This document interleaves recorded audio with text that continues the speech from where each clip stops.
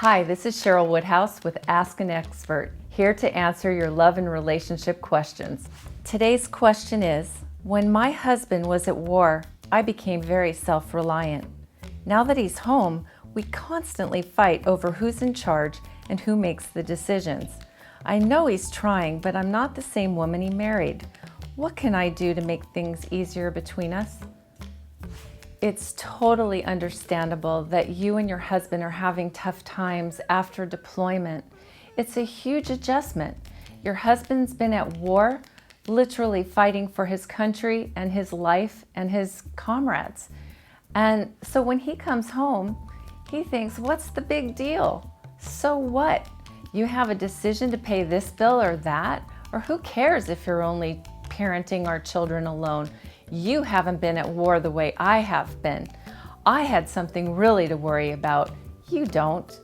But of course, you know you've had plenty to worry about. You've been worried about whether your husband is going to come home. You've been listening to the news and hearing your little children say, was that Daddy, Mommy, that died in the war? Is the news talking about our daddy? And that broke your heart.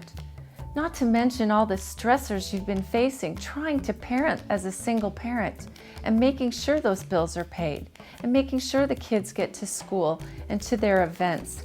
And boy, the times that you've thought of the number of events your kids have gone to and Dad wasn't there to enjoy those precious memories. So of course, when the two of you get together, you're living in two separate worlds.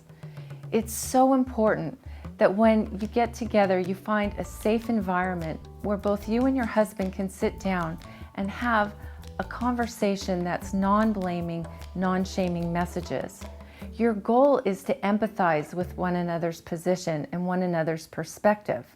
I recommend that you take up a squishy ball and you literally give it to one person while the other person does not say a word. And you allow that person to express from an I message. I found it very trying when I was at war. I was afraid I was going to lose my comrades. Well, I had a hard time with paying the bills, wondering which bill to pay first, and really listen and hear each other's pain and not judge or compare whose pain was worse, and really try to get into one another's shoes. And once you understand the struggles and the stressors you both have lived through, and realize you're both adapting to something brand new.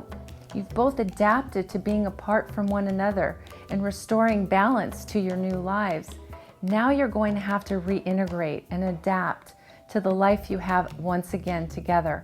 And I would recommend that you put a plan together of your roles and your responsibilities and work together as a team. And look at the goals you want to reach. And try to work with one another and delegate who's comfortable with what. And make sure you remember that you appreciate one another for all the things that you've done in this relationship and for the country. And work together to come up with solutions in changing your life. As it is today, not as it was in the past, not when the deployment occurred, but where you are now. Please connect with me at YourTango.com/experts/Sheryl Woodhouse.